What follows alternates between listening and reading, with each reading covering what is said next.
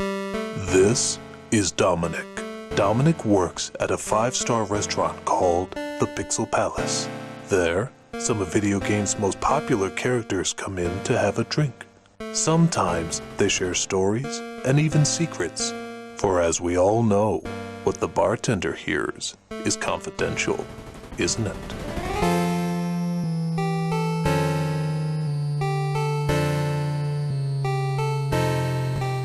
So I'm sitting there, tending bar, when in walks someone that's pretty easy to recognize, Sub-Zero. He didn't seem to have the happiest face, or at least I could tell by his eyes, that's all I could see.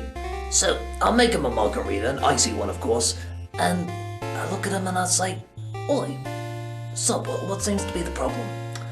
And he says, "Oh, just not doing very good at my job." And I said, "What? Don't you enjoy being a world-class fighter? Don't you enjoy the fact that you can shoot freezing beams out of your hands and freeze people and knock their blocks off?"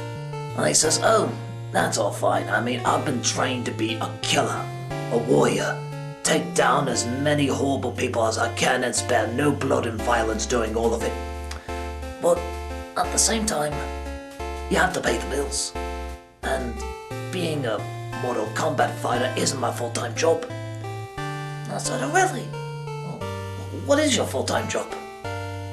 And he said, "Being an ice cream man." I said, "Oh, Sub-Zero, no." And he said, yeah, it's the sad truth.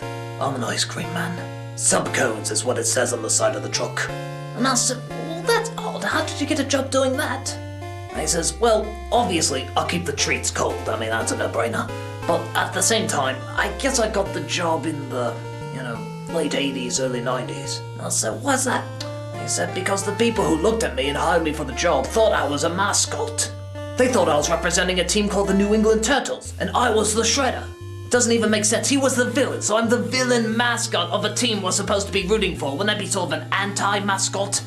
So they thought the whole Blue Ninja thing looked pretty child-friendly, and I said, "They thought you looked child-friendly?" And he said, "Remember, I'm not Scorpion.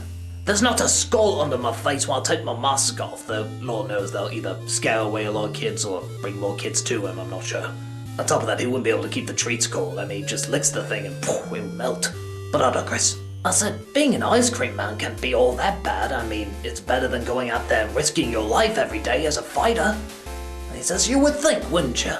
I would go through 8 rounds with Shane Song if it meant never having to hear 'Give me a SpongeBob Snow Pop' again."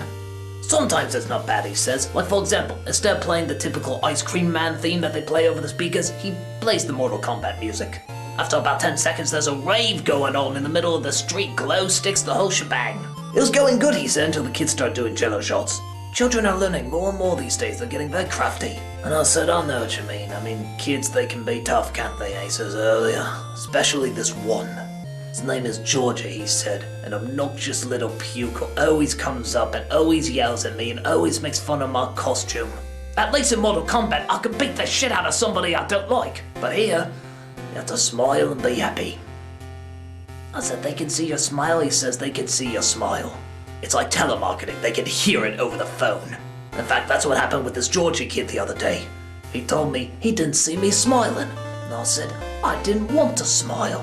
And he said, "Why? Are you sad that your mommy hates you because she raised an ice cream truck driver and not something cool like a fighter?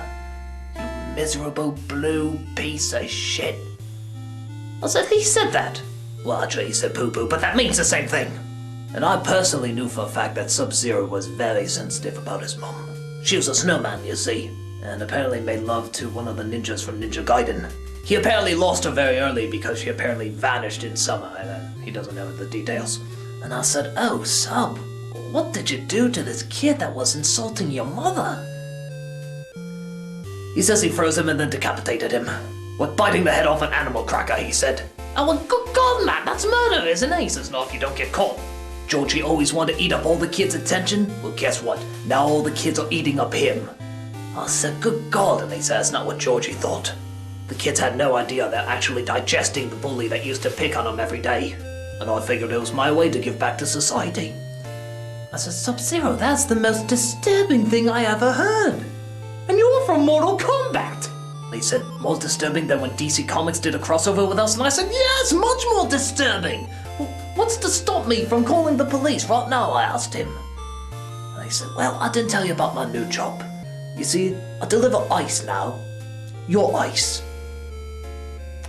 Just then I looked down at the icy margarita I made him and noticed an eyeball.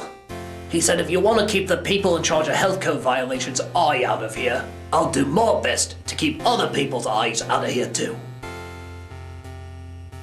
I hate to say it, but I shook his hand and agreed. I guess you can take the sick bastard out of the tournament, but you can't take the tournament out of the sick bastard. You see a lot of strange things as a bartender. You see a lot of strange things at the Pixel Palace. So, I see a lot of strange things as a bartender at the Pixel Palace. And that ain't no lie. Swear to it. Incidentally, if you ever tell anyone about that health code violation, I'll be dead in the water. So, when do we start recording? Oh.